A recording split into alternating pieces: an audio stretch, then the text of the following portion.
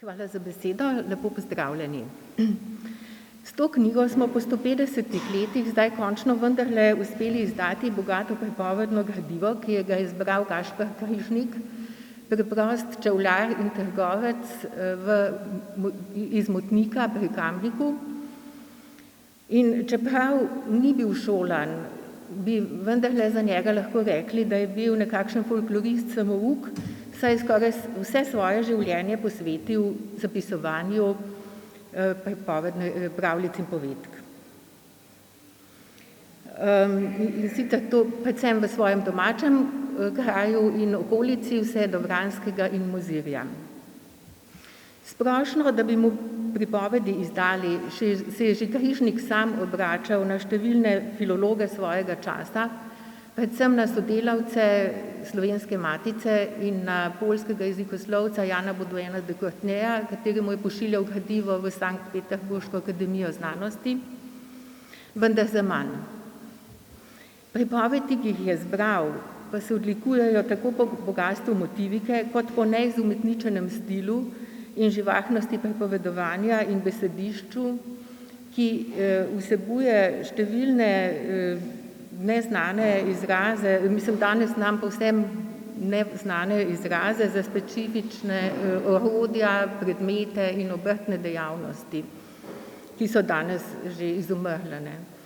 Kljub številnim tujkam, predvsem germanizmom, pa ohranjajo Križnikovi zapisi motniški govor in osrednje savinjsko narečje z konca 19. stoletja.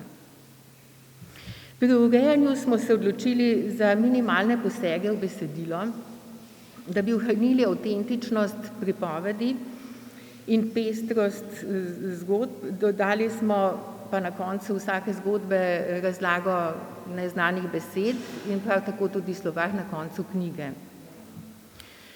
Marsikomu se bodo sicer pripovedi oziroma pravljice v tej knjigi zdele robate, okorne in neuglajene, saj tega v drugih pravljičnih zbirkah nismo vajeni, ker so polikane in zloščene.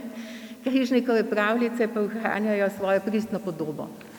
To so v bistvu pravljice za odrasle, z vsemi možnimi epizodami, ki so jih šolani zbiralci zaradi nekakšnih pedagoško-moralnih načel na široko zaobšli, nekateri pa jih menda niti slišali niso.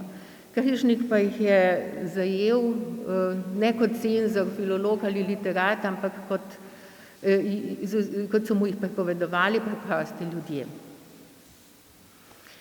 V Križnikovem rokopisnem gradivu se je ohranilo okoli 250 pravljic in povedk, od tega smo jih v tej knjigi objavili preko 180 enot, to se pravi vse tiste, ki so se ohranile v Štrekljevi zapuščini in hrani danes Inštitut za slovensko narodopisje Znanstveno-raziskovalnega centra Slovenske akademije znanosti in umetnosti, na objavo pa še čaka gradivo iz Zagrebške in Sankt Peterburške akademije znanosti.